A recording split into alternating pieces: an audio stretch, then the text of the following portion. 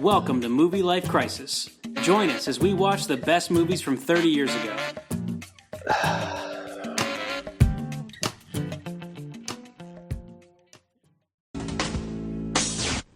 Attention, alien visitors. We got your message. What is it you want us to do?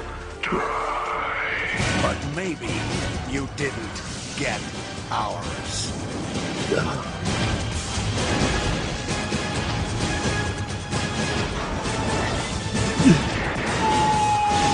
Independence Day. Welcome to Earth. Rated PG-13. Oh man, that one even had the little tortilla boy. Welcome to Earth. Yeah, man. Independence Day. Wow. Movie Life Crisis, Season 6, Episode 14. I think this releases like the 7th? The 3rd, huh? The Isn't 3rd. It right before? No, Yeah. it's the 6th. It's Monday the 6th, so it's right. Because we're recording it on Wednesday, July 1st. So I'm thinking the movie. Yeah. No, I'm talking about this episode.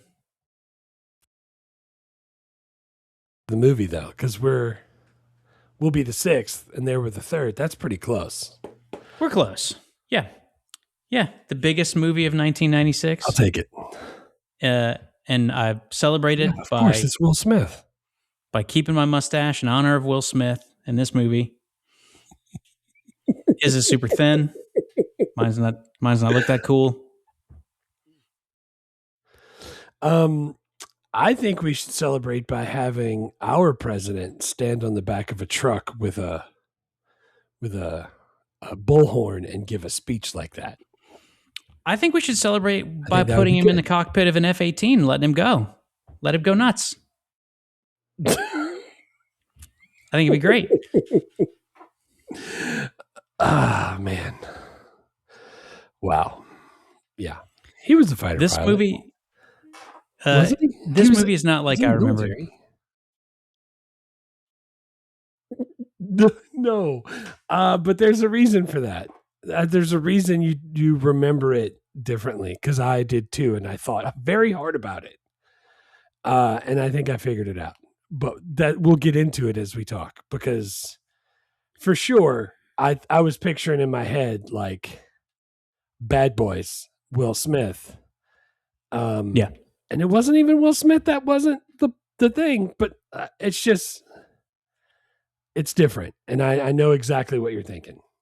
And we're going to talk about it because I have some thoughts. Cool. All right. Well, give us a synopsis. So, okay. Alien ships arrive over Earth's major cities. They wipe them out after a short, peaceful hovering. Then a cable systems expert, a marine pilot, the president, and a scientist at Area 51 all get together to launch a coordinated counterattack on July 4th. Yeah. With Randy Quaid, an alcoholic. Wasn't he duster. a cable systems? Yeah, we worked for like a news company or something. It was like I thought it was like a newsroom. Maybe it was cable news. I don't know. He had a What's the guy's the raspy voice guy is his boss? Harvey something? Harvey Firestein? Harvey Firestein. Uncle Frank and Aunt Jack. Yeah, like that guy's voice is super annoying, but I like it. Dude, the whole time I was watching it, I was like, and look, I got my whirly pop. I made a big thing of popcorn. I put it in this oversized bowl that we use to like mix like cake mixes and stuff. It's literally oversized, huge. And I filled it up with popcorn. I just sat there and watched it. And it was the perfect popcorn eating summer blockbuster type movie. But man, did it have some 90s studio cheese mixed in there with the disaster movie premise. Dude, we went to see Toy Story 5. I'm glad we picked it. I'm glad we're doing it.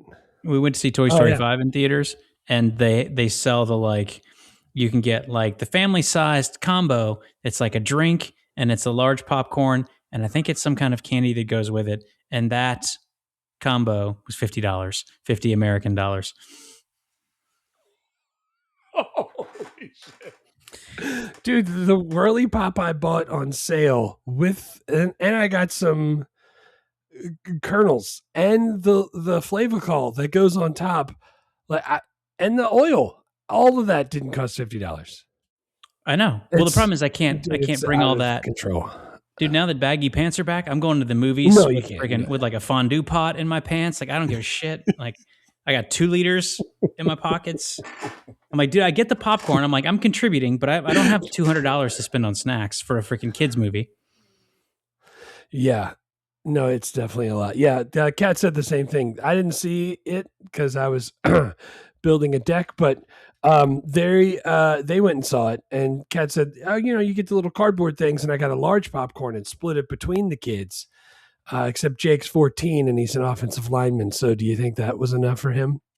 Yeah. They're like, Well, we don't need lunch, Mom. We're gonna get snacks at the movies. It Cool, used I'll to fill be out that my if you FAFSA. If you got the large popcorn, they used to give you free refills. I don't know if they still do, but you got to be A-list for that or something. Yeah, we don't have Whatever AMC. We got AMC. Regal. Anyway, this thing, Regal, $75 million budget. I don't know how they had a $75 million budget with 2,000 special effects shots, but they did. And it grossed $817 million, which is the biggest movie of the year and is the second biggest movie ever at the time behind Jurassic Park. Yeah, and I could see that. The opening weekend, I saw that it said like 96 million. So it made its money back the first weekend. So I started thinking like, oh, well, maybe because you saw the behind the scenes thing before where it does the blow up the buildings where it's like practical effects. A lot of it's practical. Yeah. So like, is that how they save the money? Like, I know there is CGI, but like, is a lot of it practical? Like when it's the big things over the cities, is that just like, I don't know, what's it called when they paint on the glass? Matte paint? Is it like a matte painting? Like, you know what I'm saying? I think they did. I think they did a bunch of that way. A bunch of that. I think a bunch of it was like models that they actually blew up and like filmed that, and then they just like painted the backdrop with CGI. But yeah, it's just like it's stupid. And dude, $817 million gross in '96 is the equivalent of like $1.8 billion today. So it's like a ludicrous amount of money for a movie to make. But you remember how big it was, right? Like this was a huge movie. Dude, I remember seeing it a lot. Yeah, I rember seeing it in theaters. Like I'm pretty sure I saw it twice in theaters because I went with nice. I think I went with somebody, but I went back a second time because I remember distinctly. I knew the alien, like whenever the ship crashed after Will Smith had his freaking dogfight and threw his parachute in the alien ships. I knew it was going to pop up. I knew it was going to be a jump scare. And I was like waiting for the people around me to lose their shit when the jump scare happened. I remember looking around the theater at that moment. Oh, that's great. Oh man. Yeah. And I definitely saw it in the theater. This was, can you imagine like now though, with the rumbly seats and the big screens and the freaking 3D, how good it could be? I think it would be I never do the rumbly seats. I don't think that at the Hammond Mall Theater. I don't know why I want to pay extra for seats that are going to make me go to the bathroom more often during the movie. And I don't like the 3D really. So I would just see it the same as I did then, except the seats are more comfortable and they probably turn it up louder. Even without the rumbly seats, the speakers and the screen is so much better than it is at the Hammond Mall Theater. You know what I'm saying? Like those were like, it was cool, but not cool. Like, yeah, that's why we kept driving to the Palace in Elmwood. Remember? Yeah, like, driving to New Orleans because they better. Well, it's also like we had like a duplex and a triplex. So you could see 2 movies or 3 movies on a screen that's like slightly bigger than the rear projection TVs. Or you could drive to Elmwood Palace and there's like 20 theaters. And you could do the summertime thing where you have like, and you it go had to a matinee in the seating. morning. Yeah. And you just stay all day and just watch movies. Yeah, that's delightful. I remember those days. Yeah, dude. All right. Awards.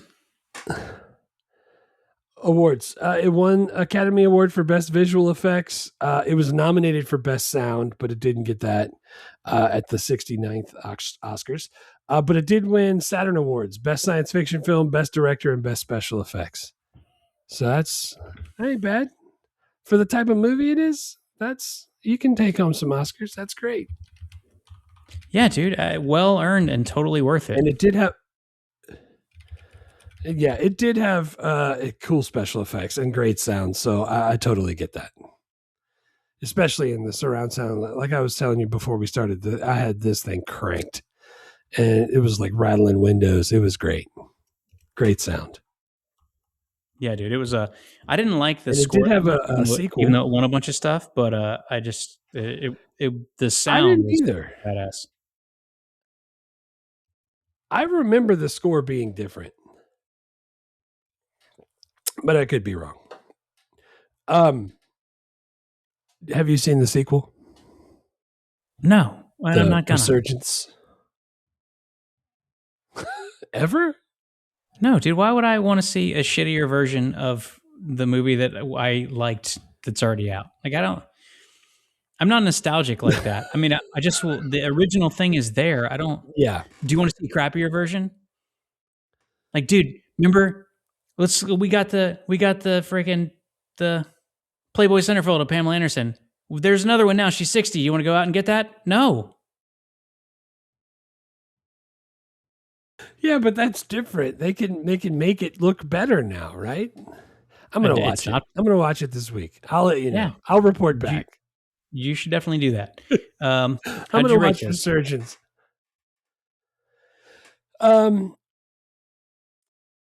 I gave it an 8, not because it's elegant, but I feel like this movie understands its job, and it over delivers on the scale and the just pure summer moviness of it all. And while it's super cheesy, and it's sci-fi, disaster, war, family drama with 90s flair. I freaking liked it, and I'll probably watch it again. I would totally watch it. 10 years. It's for a summer blockbuster movie, which is like Roland Emmerich, the writer and director. He's very clear. He's like, it's all he wants to be. Yeah. And I love that.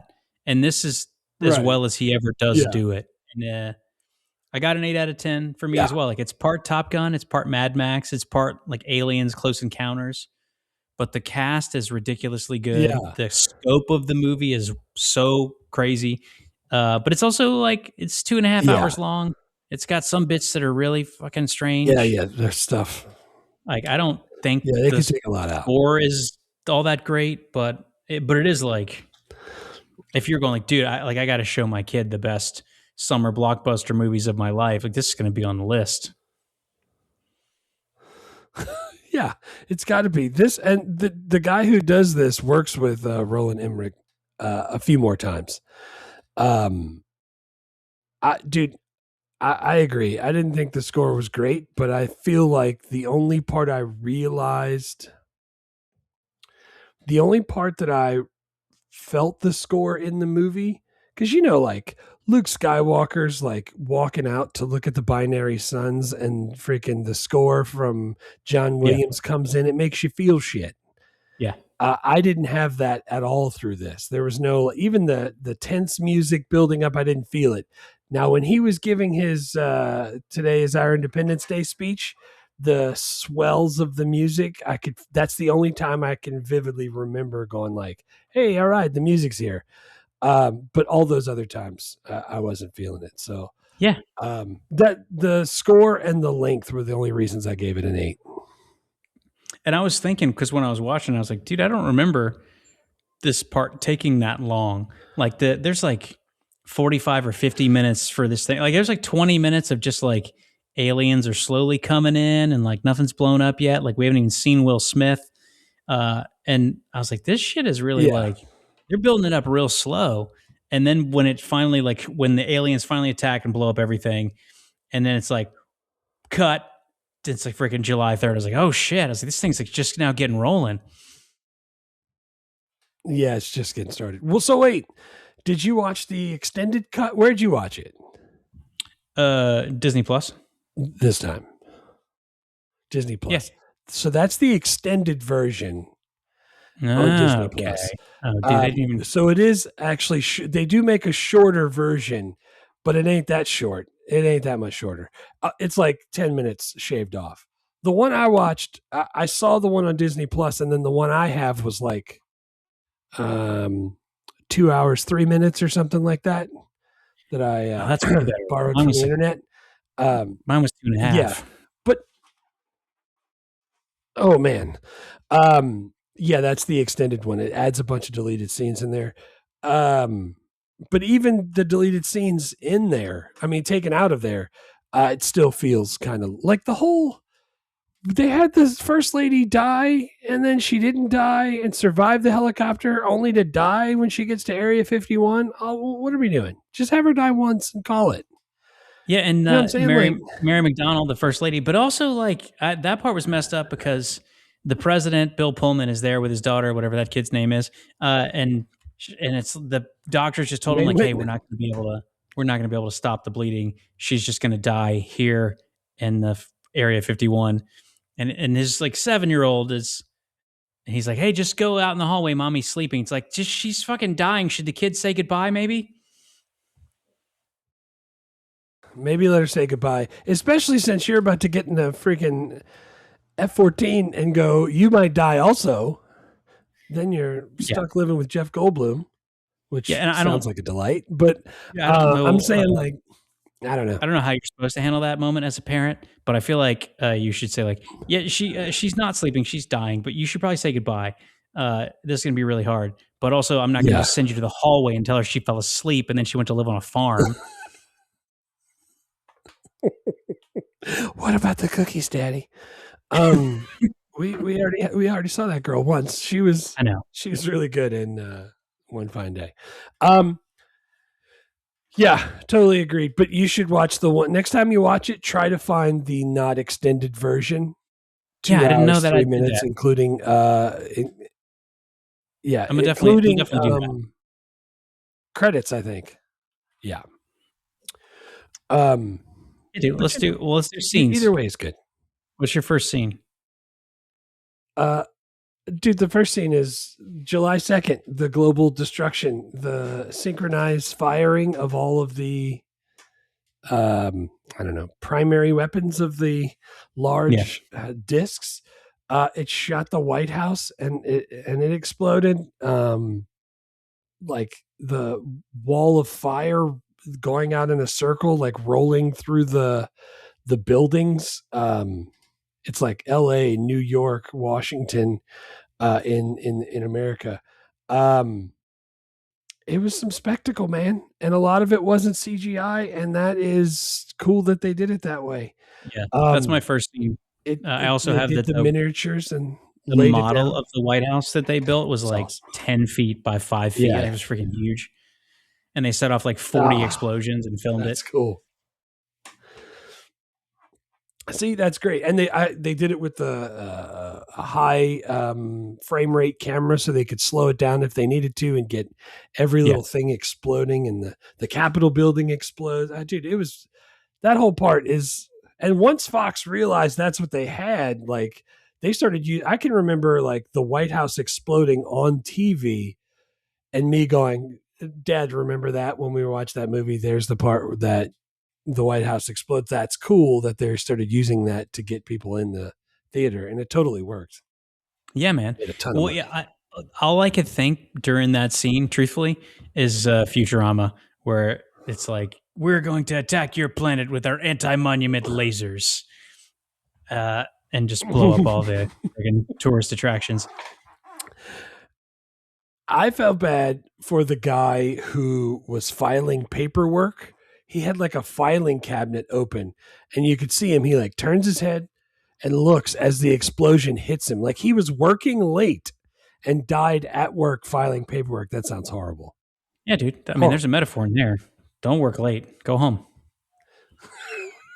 Don't work late. That scene was on my list. The first one that I had though was Jeff Goldblum, the cable repairman, and his dad, Judd Hirsch, driving to Washington, D.C. because his ex-wife works for the president and he wants to tell him important stuff. And dude, I love Judd Hirsch, but he and Jeff Goldblum's interactions in this movie were killing me. I just like the way he talks.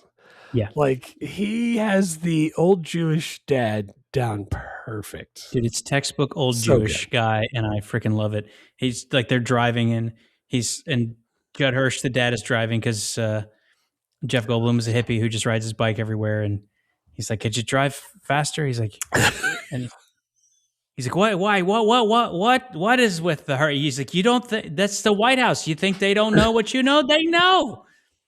He's like, "Look at you. You went to school 8 years and you're All a the cable people repairman." Huh?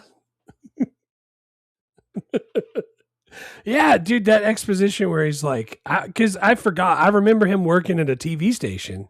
Yeah. I'm like, oh, that's right. He knows about satellites. That's why. Oh no, he went to MIT and can triangulate Yeah. cell phones inside of a White House thing. Sure. I don't know why they like stuff like that is why I gave it an 8, but because you didn't need it and it was still bring on the spectacle and the popcorn. That's all I'm saying.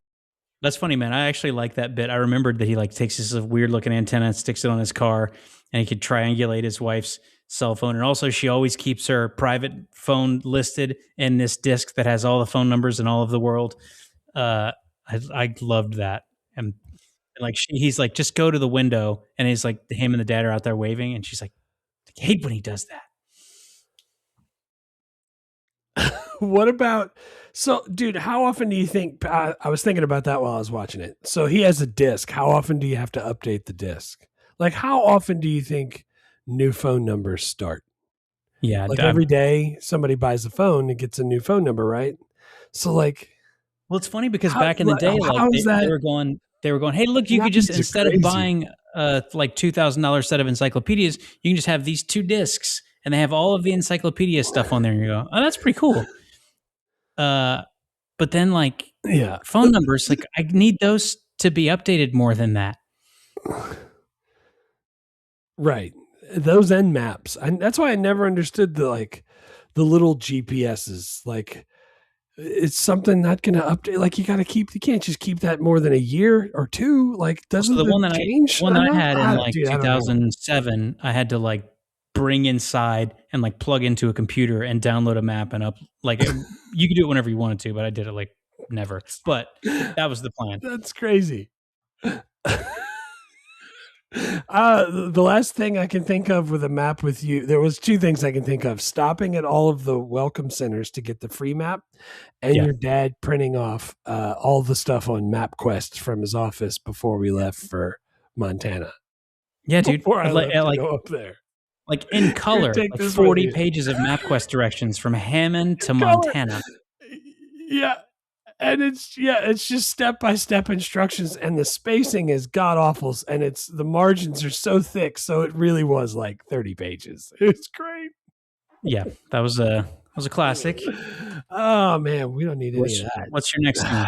We don't need any of that. The next one's from the trailer or the teaser. It's Will Smith as Captain Hiller. Yeah. He crash lands in the desert, walks over to the alien, and then punches its shell right in the face. Lights up a cigar, and he says, "Welcome to Earth," and all that. I love that whole scene because that.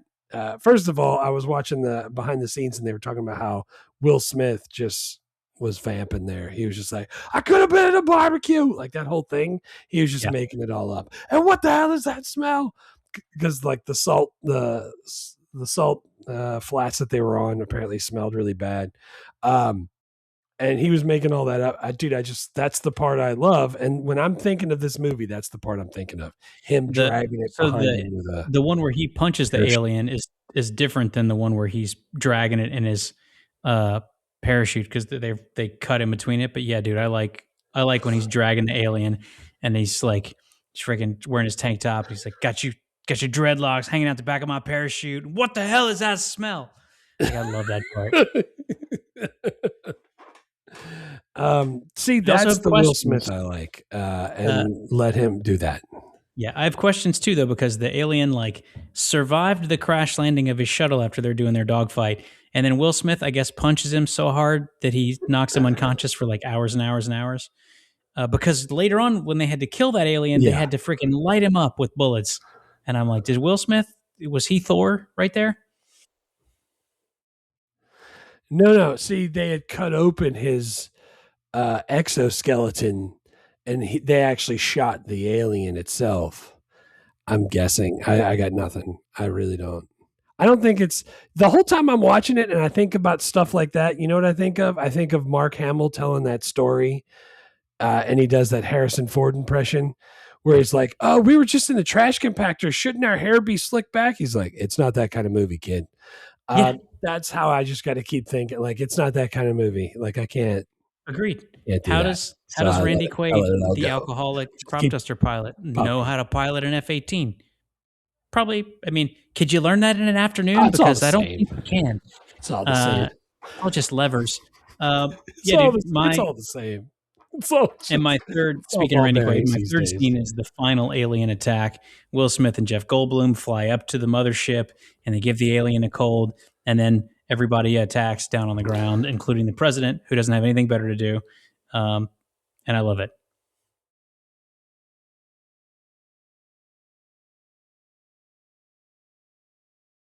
So, two things.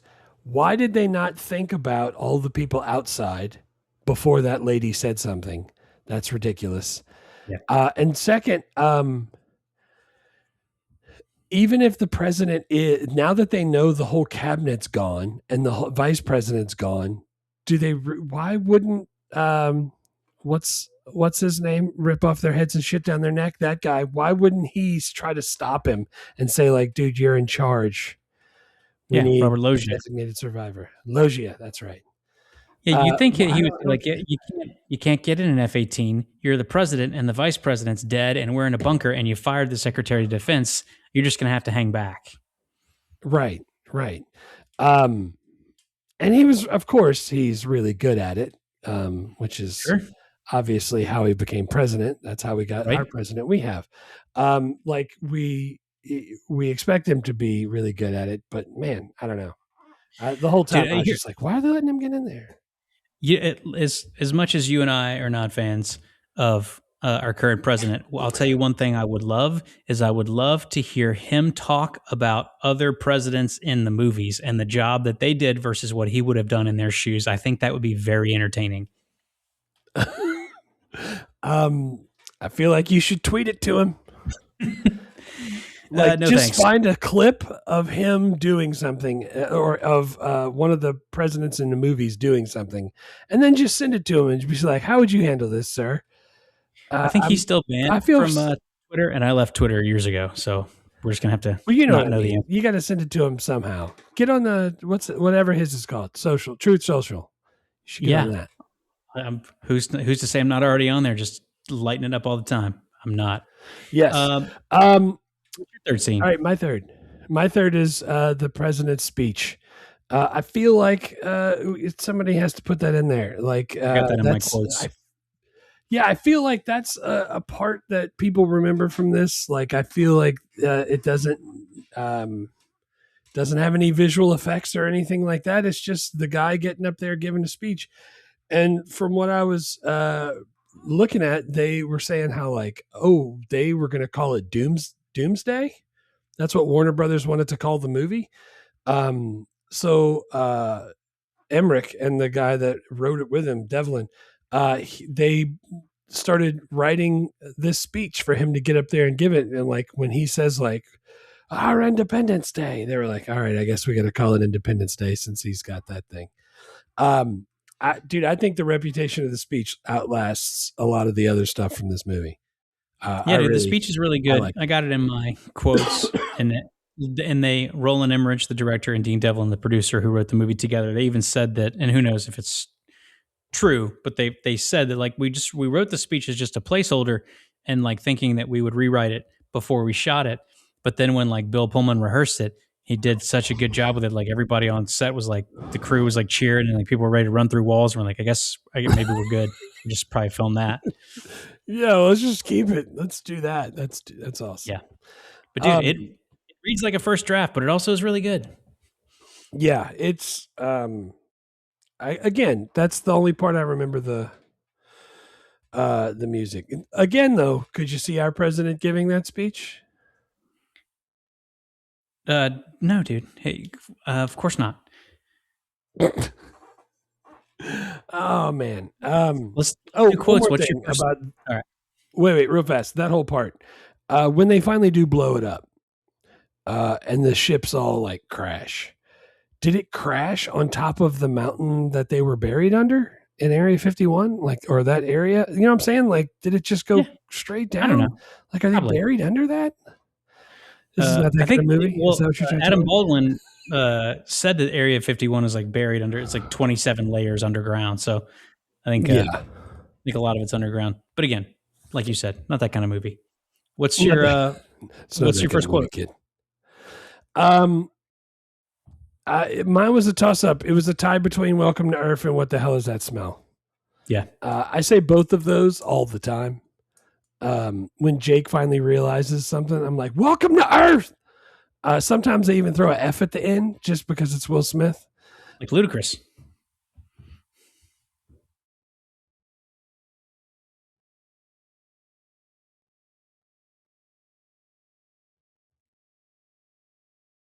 That or something will smell really bad and I'll just yell it in is my best impression of Will Smith and I'll just be like, and what the hell is that smell? And I try to say that as much as I can. I like those. My first quote was So not that's from my Will first Smith, one. but I did have one from Will Smith from that same part of the movie, which I really like, which is "You did not shoot that green shit at me." Yeah. See, like that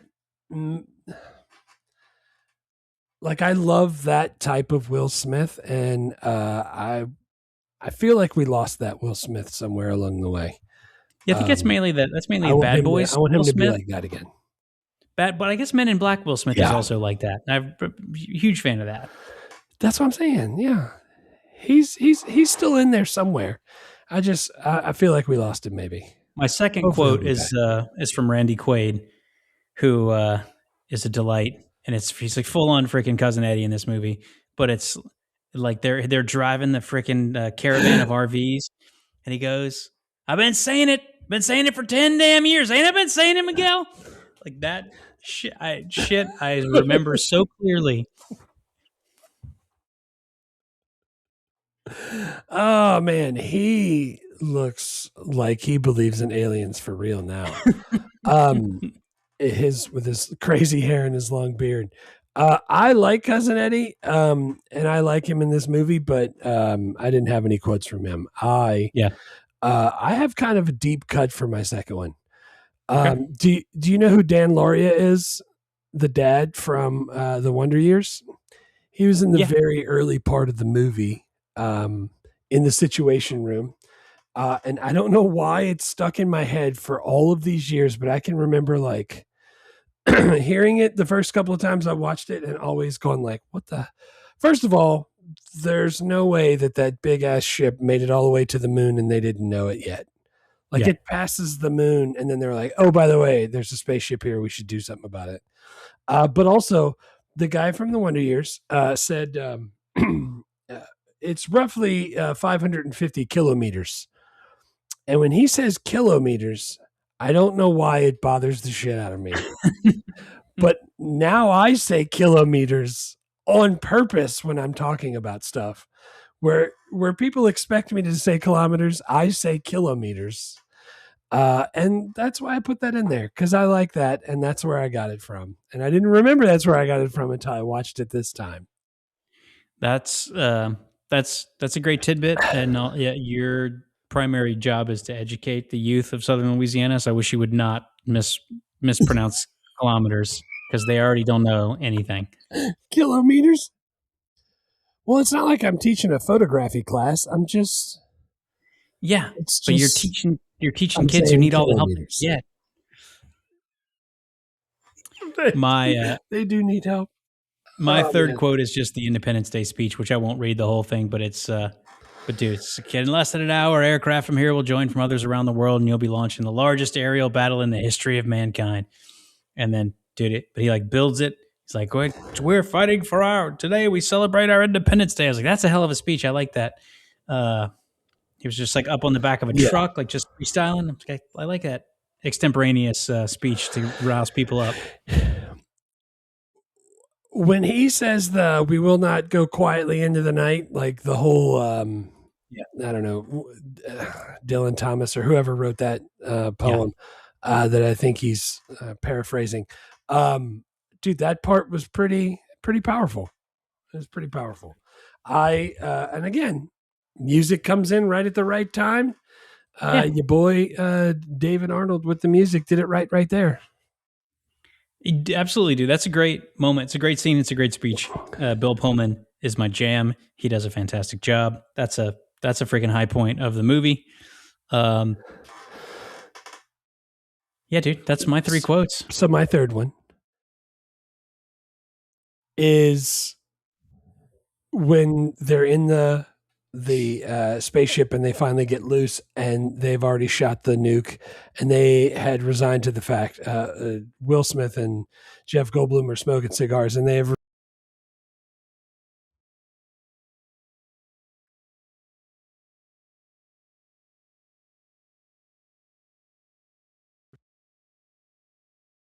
like, we got to go. And he says, I ain't hear no fat lady. And then Jeff Goldblum, which apparently again was just made up, he's like, forget the fat lady. You're obsessed with the fat lady. Let's just get out of here. I've always loved that. When he also flips it back on Will Smith and gives him the forget the fat lady. That's my jam. I love me some Jeff Goldblum. Yeah, that's a great quote. And that leads us perfectly into characters because my first character on my list is Jeff Goldblum. Yeah, me too.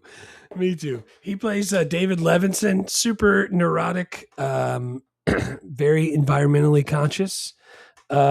He's like a cable guy, news guy, something. Figures out the countdown and the virus. Like it's peak Goldblum delivery, just very Goldblum. And I really like. Yeah, I really like his. I like his character. Like he's. Even in the beginning, freaking Harvey Firestein's trying to tell him like the whole world's they're locked out, the satellites aren't working, and he's just got his freaking little spray bottle in his office, and he's just like spritzing a little plant, and he's like composting and shit, and it's like the whole character, I love it. Yeah, dude. Also, there's a part where they are flying out and trying to get away, and he's turning to Luke, Jesus, and he's turning to Will Smith, and he says, "Must go faster, must go faster." That's the same thing Ian Malcolm said a couple of years ago when he was riding in the back of the Jeep. Yeah, that's awesome. But he did that again. Well, the relationship between him and his dad, Judd Hirsch, is one of my favorite things. Rewatching this movie, but also just his character has a bunch of great moments. Like, dude, they're in Area 51 and Jeff Goldblum's just gets drunk because they're going to just like set off nuclear bombs and he's freaking throwing trash. And his dad's like, he's like, just get a hold of yourself. He's like, we gotta wreck the place. We gotta trash the planet. We gotta get rid of the ozone layer. He's like, if we just make it bad enough, the aliens won't want it. Yeah. He's got a bunch of really fun moments. Yeah. There's very few things I don't like Jeff Goldblum in. He's very good. He seemed like he's less Jeff Goldblum in this I also days, which is nice. Yeah. See, but I like it when he turns the Goldblum up to 11. That's my jam. I don't mind it, but he's gotten a little Christopher Walken where it's a little caricature-ish. Yeah, Will Smith. He's not on my list. Caricature of Jeff Goldblum. Will Smith didn't make it? No, I mean, dude, this cast is just great, and I really love Will Smith in this movie. But I also think I could replace him with a bunch of different people, and the movie's probably just as good. Yeah, I get that. So,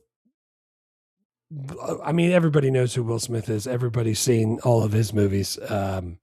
this is a full-on summer blockbuster that makes him super popular.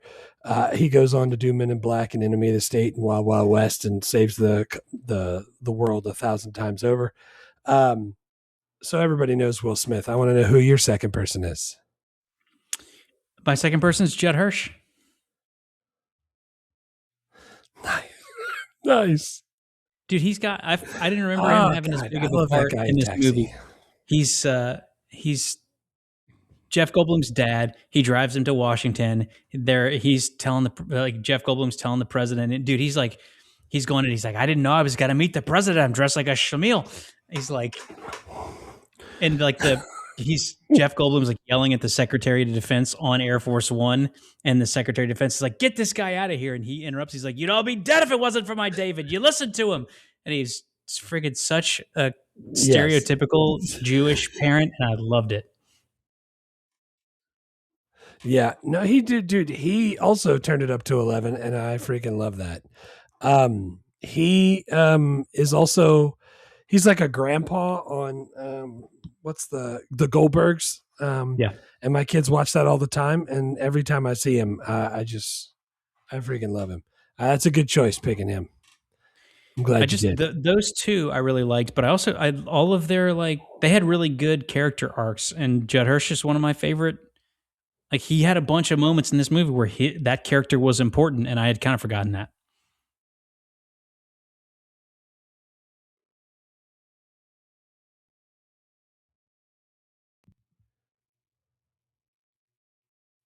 Wait, that cut out. What'd you say? Oh, I said we probably have the same third person. Who's your third person? President Bill Pullman. Yeah, President Pullman. Thomas J. Whitmore, according to the interwebs. Yeah. Dude, former fighter pilot, leads from the front. He's one of the better movie presidents, I think. He's a great movie president. Yeah. He said he read Bob Woodward's The Commanders and then watched the documentary The War Room to learn about how to be a really good president and inspiring leader. And I was like, dude, he's freaking great. He's got that great presidential hair. He's his wife dies and just gets right in a fighter pilot and goes out and kills aliens. Dude, I like him because, to me, this was a different thing for him. He was in Sleepless in Seattle, sure, and we did him on that one. And While You Were Sleeping, he's sleeping through all our movies. He was Spaceballs, though. Remember, he played whatever Han Solo is in Spaceballs. Yes. So he's super charming and always in a light comic role for romantic comedies. And I think his steadiness as a president was really good in this. I thought it was awesome. Yeah, I was just thinking, one of the things I really like about this character, and part of it's in the writing and part of it's in the portrayal, but it's aliens are trying to blow up the entire goddamn world. And he's never upset. He's just calm. He's all right. He's well, just nuclear weapon didn't work. He's all right, let's move to the next plan. I was like, man, that seems like a great guy to be in charge in a crisis like this. Yeah. Yeah, I'm not good like that in a crisis. I like to think I could be harness my chi, but I don't think I'd be good at that. Yeah, I appreciate that. I think that's important. I like that. That's what I want from leadership, someone I can rely on to be calm when other people are not calm, and to be a grown-up even when they're upset. Yes, that's rare. Very rare. Director and writers? Roland Emmerich is the writer and director. He co-wrote it with the producer, Dean Devlin. And dude, I didn't realize that Roland Emmerich had written as many of his movies as he has, but it's all of his shit is if Michael Bay was even worse. It's just dude, end of the world stuff. Yeah. Yeah. Could we blow up everything, and would that be cool? And I'm looking at him dude, if you read the Metacritic and Rotten Tomato reviews of his movies, they all the average is way below 50. Some of them are 9 out of 100. But when you look at it, it's dude, Stargate is good. Independence Day, Godzilla, Patriot, Day After Tomorrow, 2012, White House Down. It's a lot of stuff. I'm that's a fun movie, man. I like that. Moonfall. Yeah. Dude, all of those movies though are just save up the money and spring for the big popcorn because it's going to be a popcorn eating movie. Yeah, And I'm not it's gonna lie. I haven't seen anything since White House Down. Um, Moonfall wasn't great, but it wasn't bad. It was just the moon was coming to hit the earth. sure. Why wouldn't it? Yeah, it was weird and But had cool special effects. But these two, Dean Devlin and Roland Emmerich, did Stargate together in '94, and they said on the press tour they kept getting asked, like, did they think that their aliens had actually visited Earth? And like, just between doing the like press stuff, we go to the hunket. They like I think I have an idea for the next movie. Together. Oh man, yeah, dude, that's a fantastic way to do it too. Just hanging out and coming up with the idea. I read that they went on vacation in Mexico, and over the 4 weeks they were in Mexico, they wrote the whole movie. Yeah, it seems like that's great. Yeah, I was gonna say, they just kept writing explosions every third line. Just it's like every fourth page we put an explosion in, and then they wrote in the margins like Will Smith vamps. Although it wasn't Will Smith at that point, they were trying to get Ethan Hawke to do it, and Ethan Hawke read it and was like, "This script is horrible. I'm not doing that." I'm not. What the? Yeah. Dude, Ethan Hawke, Keanu Reeves, and Tom Cruise were the choices. You said you could replace it with a lot of people and it would still be good. I don't think you replace it with these three guys and it's any good. You don't think Tom Cruise could be the lead in this movie?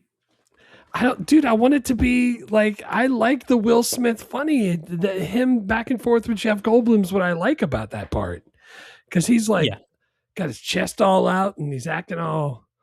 Dude, I like Will Smith. He's good in this. I like Harry Connick in this. I wish he wouldn't have died so early. The whole cast, dude, freaking Robert Loggia. I'm not bequeathing it to you. Like I like a lot of the cast. That's literally what I wrote down. I wrote down, hey, the guy from Necessary Roughness. I'm not bequeathing it to you. I'm loving it. I'll cherish it forever. Oh man, I gotta go back and watch that again. No, you don't. Dude, I'm definitely watching that again. Yeah, dude, the Harry Connick thing where he's like, let's kick the tires and light some fires, Big Daddy. I liked his I'm from Thibodeau and I'm also a fighter pilot feel. And he when he does that, I like the good Reverend said, Jesse Jackson, I guess is who he was doing. Yeah. Like, we don't know why we're on this particular mission, but we'll never know. And dude, I like the Harry Connick thing. I wanted him to be in more of it. By the way, he was awesome in this. I know he replaced Matt Perry in this movie, but no, I don't know that. All right, wait, Matthew Perry from Friends is who he replaced? Yes. Okay, so tell me, since you watch Friends all the time, so this is ironic that he is married to who Matthew Perry gets stuck in an ATM vestibule with. Oh, Joe Goodacre.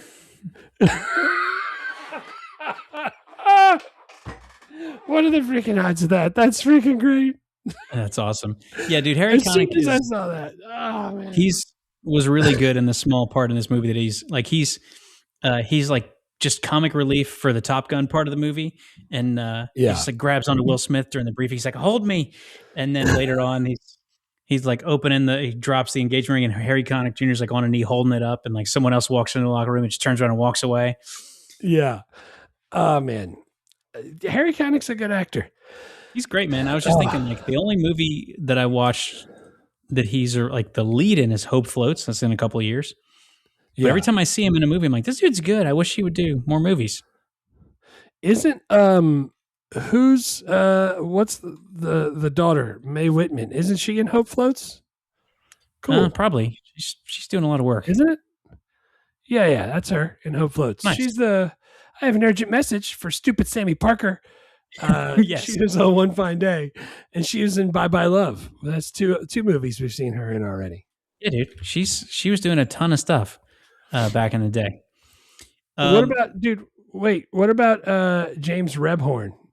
Michelin XGV model 75 R14 tires. That guy. Yes. I love I that like guy. that dude. He was a really good defense secretary that gets fired. That was great. He did a really good job.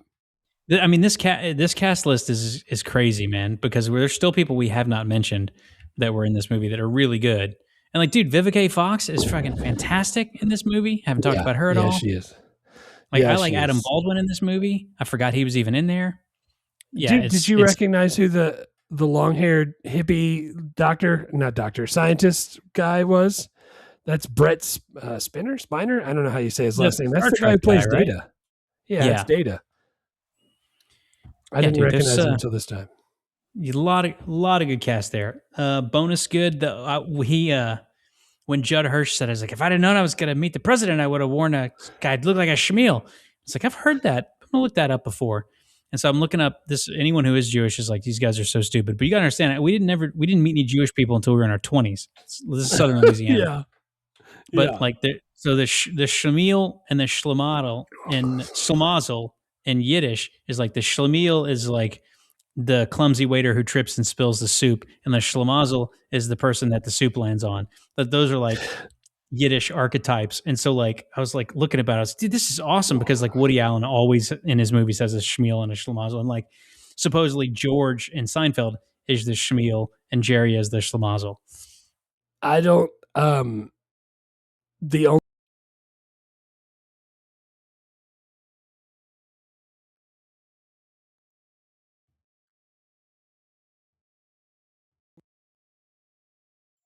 Boston Fever Incorporated or whatever they say.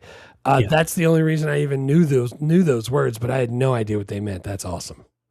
Yeah, and so I was like, dude, I know I've heard that. I'm gonna That's look it awesome. up. I was like, that's a fun deep dive for a non-Jew, because I have heard that and didn't know what it meant. But you got any other bonus good? No. I did put that the dog Boomer. It makes a logic-defying, miraculous leap into the maintenance room when it's blowing up in the tunnel. And the studio had mandated that because the 3 executives that watched the screener with all of the people, everybody was very upset that the dog they didn't even show the dog dying. They just never showed it making it. So It was ambiguous, and everybody was super upset about it. So they made them rewrite that and say, you got to let the dog make it somehow. So she yells, and the dog comes running. And by the way, if there's an explosion going down a tunnel, would that not go into the open door and get them too? I don't know how that works. Yeah, that's exactly how that works. Wait, did you read about the original ending that they changed? No, I don't think so. So the original ending is Randy Quaid. He's not allowed to go on the mission because he's an alcoholic and he doesn't know how to fly an F-18. So he takes his freaking old school biplane crop duster and like ties a freaking missile to the side of it, and then like flies up there with the like open with the freaking leather helmet and saves things.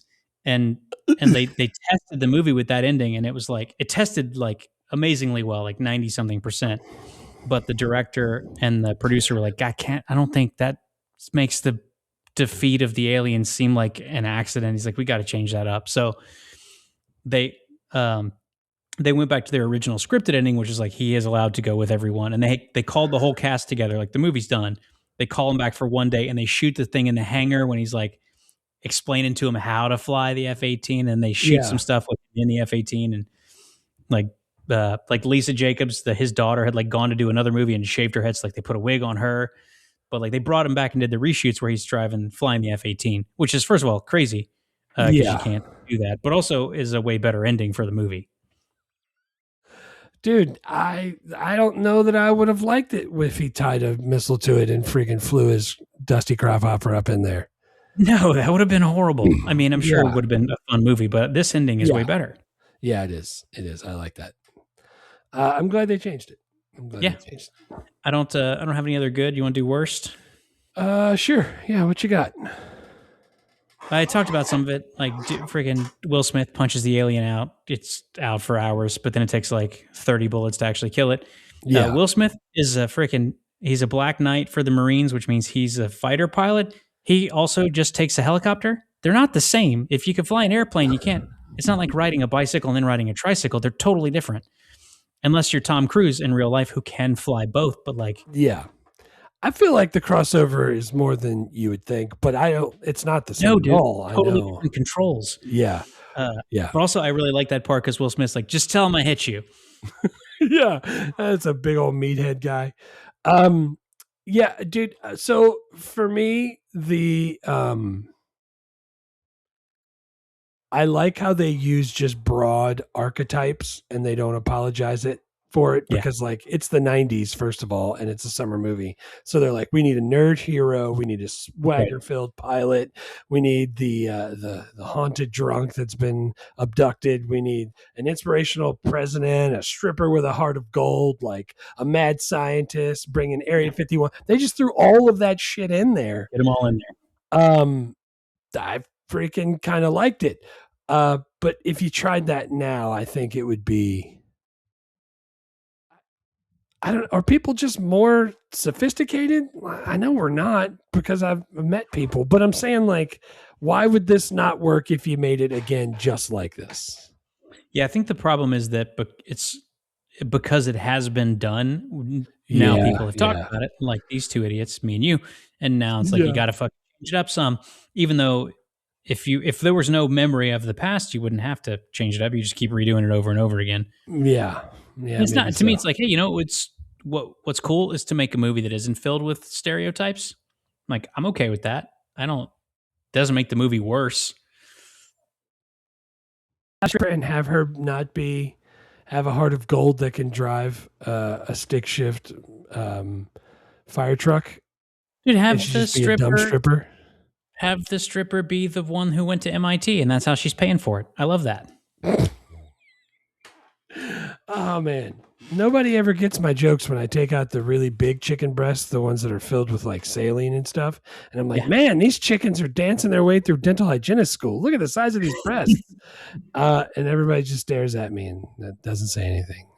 Yeah. Okay. Other worst is like, I know I watched the extended Disney Plus edition, so some of that I'm not going to worry about as much, and some of it is like the freaking dog fights and the shielding and the giving the alien a cold with the Mac laptop. It's like, I don't care that much about some of that stuff.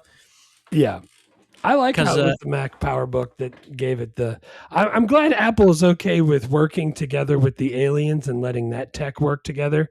But if my son tries to send me something to my Android phone, they're like, no, I'm sorry. You need a special dongle and a subscription to make that work. You can communicate with aliens. You just can't communicate with poor people.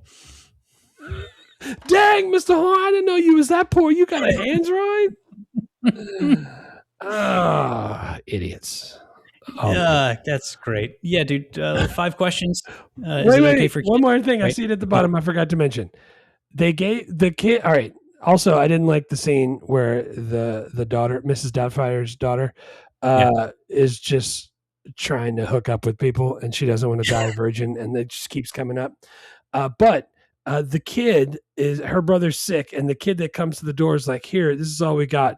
Here's some penicillin. It'll help keep his fever down. I'm like, that's not what penicillin does. No, why wouldn't they just get that right? Just change, like, that's just words. You don't even need to like have a computer do anything there. All right. So finish the sentence. Here's all we had. Here's the penicillin. It will help for the infection. Yeah. That's what penicillin is, right? Yeah. Yeah, totally. I think they just did it because they're not doctors, and they're like, we can't have them bring an ibuprofen. Everybody's got that. They got to bring something better. I could tell they didn't know what they were doing because they were all using Apple products. I like how anybody who knows about medicine is like, that's a freaking wrong size pill. These guys are idiots. But that's how everybody is about their area of expertise and not anything else. Yeah. I like to know more about all the things, but I totally get that. That is exactly right. All right, dude. I have questions. So the first one is what age? Yeah, is it okay for kids? I have an 8-year-old daughter that walked out as soon as she didn't she waited for the welcome to Earth because she likes that part. She's seen that part before in a clip. But when he was cutting the alien open and it pops open and makes that noise, she had a jump scare and didn't like it. And she was like, this movie, I don't think I want to watch this anymore. And then it goes crazy and the freaking Mr. Mom washing machine arms are flailing around and it pushes him up against the window. She just got up and walked out. Yeah. So she didn't finish it from there. She didn't even see how it ends. So I'm going to go with 10. She's 8, but I think 10-year-old is probably fine. Well, all right. First of all, that's the part that she left during is my least favorite part and is absolutely the part to walk out of. But if you miss the last 45 minutes of this movie, you miss something that's genuinely great. Yeah, you missed the best part. And I told her that. I was like, wait, come back. She's like, no, I'm okay. I'm going to go shit my pants someplace else. Right. Could it get made? You think you could pitch it to somebody and make a blockbuster? Yeah, isn't the like hardest part to imagine now is that all the nations of the world are going to work together?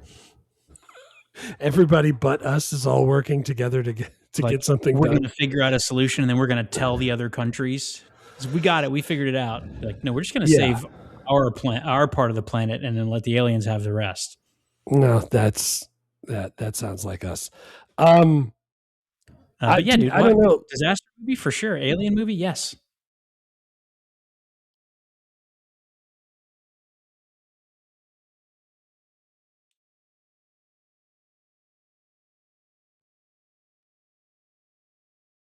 July 4th wouldn't be just a holiday for us.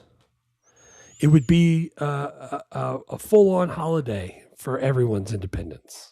Yeah, that'd be great. That's what I say. Movie or TV show? To me, definitely a movie. It's got to be a movie. It's got to be a movie. What about recast? Did you recast anybody? No, dude. There's 20 people in this movie. I didn't even begin. I tried to do the 3 that I picked as my characters that I liked. So do you think Michael B. Jordan could play the Will Smith part? Like, yeah. I feel like they would pick somebody who's already popular. Yeah, dude. He's got the exact same tiny mustache. Freaking Glenn Powell. Yeah. Glenn Powell could maybe do it. Then for Goldblum, I was thinking like Rami Malek. I think Mr. Robot could probably do that part. And then for the president, I want Mahershala Ali. Because I like that dude, and I feel like could play a good president. Yeah, I think Jeff Goldblum's part should still be a Jewish actor, so I would do Ben Schwartz and then Jeff Goldblum as the dad. Nice. I would watch that. I mean, absolutely. I think it's a pretty easy movie to cast. Truthfully, there's a bunch of great parts, but none of them are all that difficult. So yeah, I'm with that. Right. Can you still watch and enjoy this movie? Can you watch and enjoy it now? Absolutely. It's streaming on Disney Plus. Yeah. It's a lot of fun. And when this podcast comes out, we'll just have passed Independence Day, and you probably will have already watched it if you were gonna. Speaking of which, I did read that they were going to play it on September 16th on regular TV. 2011. But 5 days before that, on September 11th, 2001, that happened. So they were like, maybe we shouldn't blow up a lot of the buildings in the large cities, just in case.